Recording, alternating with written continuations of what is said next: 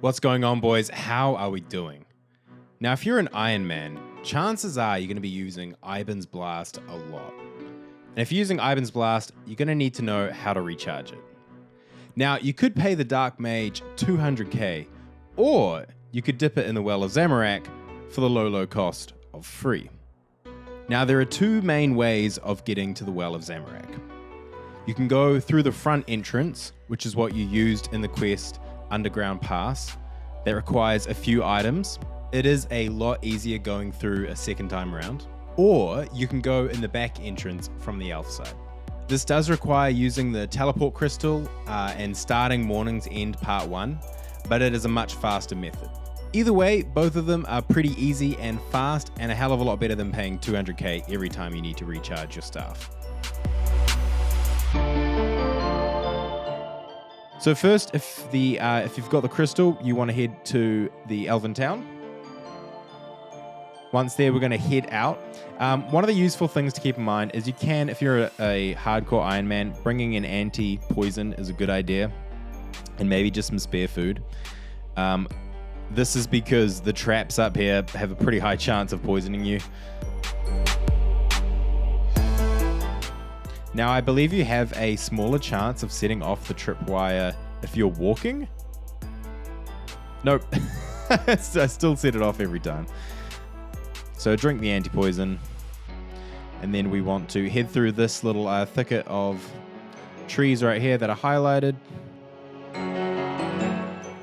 right, we're going to head to the right and jump over these leaves. And then just down the path and into the back entrance where you came out.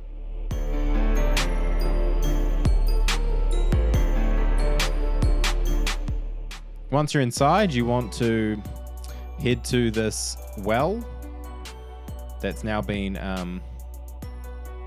made holy and healed.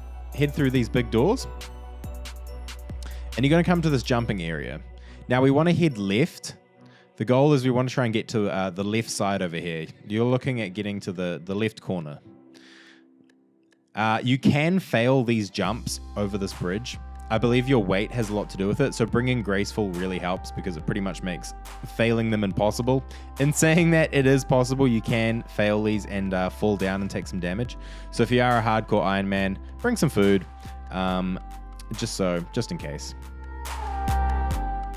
And then the last one is this one over here, or really any way you can get to this ledge. And we're looking to go through that door over here.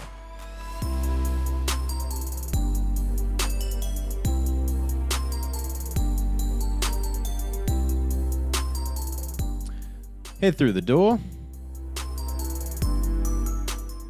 Grab your Iban's Blast, use it, and use it with the well. You hold the staff above the well and feel the power of Zamorak flow through you.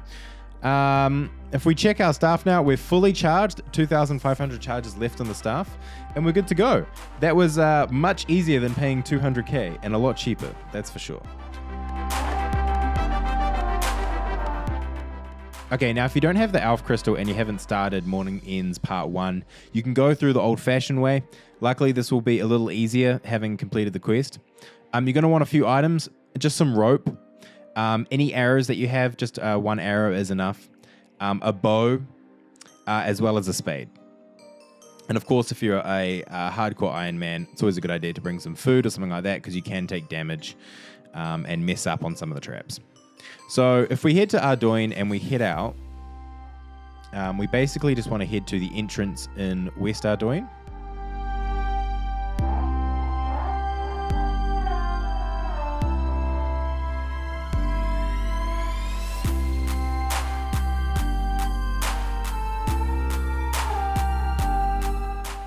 A top tip as we go past, to keep the Iban's Blast going and using death runes, you can sell and grow cats. If you have a fully grown cat, you can sell it to these civilians here, and they'll give you 200 death runes.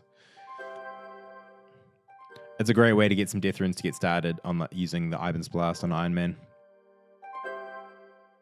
The Dark Mage here is if you're Levi and you want to recharge your staff using 200k, you can talk to the Dark Mage there, and he will fix that up. Now, this is the entrance that we want to go inside. Once inside, essentially, we're going to follow the path that we took for the quest. So you want to climb over these rocks.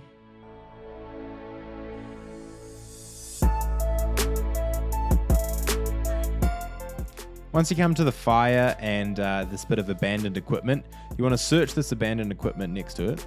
I'll ask to take some cloth, grab one of those, use the oily cloth on a bronze arrow. You're then going to get an arrow with a cloth over it. Use that new arrow. Oops, I equipped it.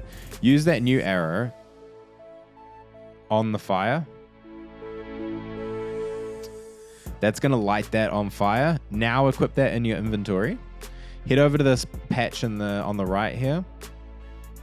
Equip your bow that you're going to use. You can use anything. I'm just using a magic short bow. And then click at this little bit of rope here next to the drawbridge and click fire at guide rope.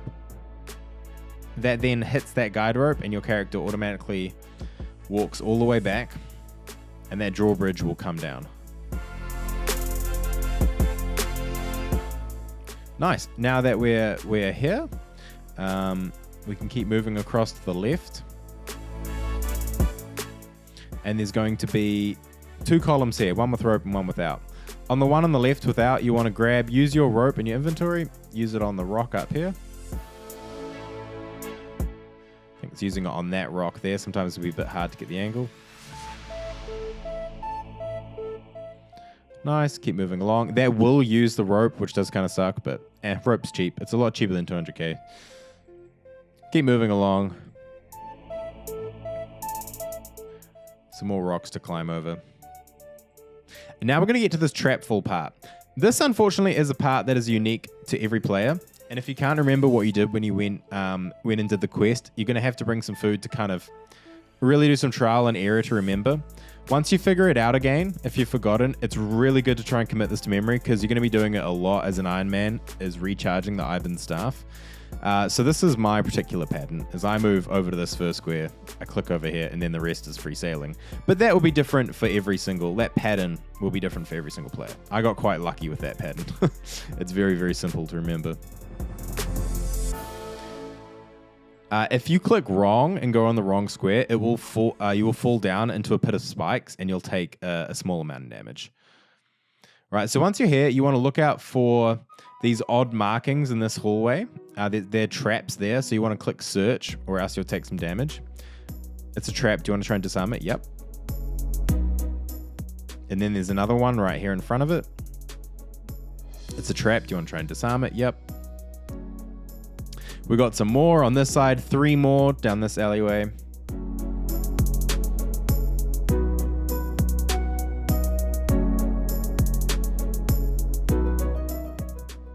Nice, and we come to this area here. This should all be completed, so we can just climb down the well now. No need to rehash over anything that we did in the quest. It'll bring you down to this little part. You can't take these tubes, so just walk down this and take the road to the left. You'll come across these jails. Enter this first jail cell right here on the left. And there'll be a little dirt mound of loose mud at the back. This is why you brought your spade. Head to this little dirt mound and click dig. And that brings you through a tunnel. I'm sure a lot of this looks familiar from doing the quest. Bring that down here. There'll be a ledge. You want to look for a clickable area. Click on that. Oh, bugger. As I see, you can fail some things, so you just need to go back up. If you fail any of these tasks, you're just going to need to go back up and try again. Weight makes a huge difference in a lot of these. That's why I like to wear graceful. It makes a huge difference in the success rate of a lot of these traps. Obviously, same with agility level, but a lot of it's to do with weight distribution. So try not to be carrying any sort of heavy stones or melee equipment or something, or you might keep failing at these. So we'll try that again. Cross ledge.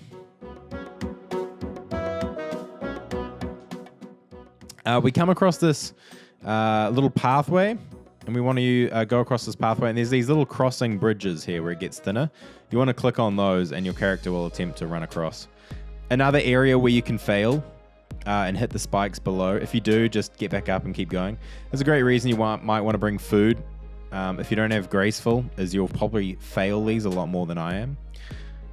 So keep walking along this middle path. Another thing, if you have it, obviously stamina. This is the time to use stamina potions. It helps. It's a bit of a long run. So stamina potions can knock a minute or two off. We're almost there, guys. Okay, so we squeeze through this pipe. On the left-hand side here, woo. That rockets us along. You might remember that boulder. We don't have to do any of that stuff. We pass through the tunnel. Keep heading along. We are almost there. We are almost there. I've run out of run energy. You can pick up the plank here if you want to be extra safe. It's good for hardcore Ironman. It's just to use on a last trap here to make sure you get across safely. Run across this pit of zombies. And we're going to come to the last trap, which is what we're going to use the plank on, is these little stalactites, and it's like a floor tile.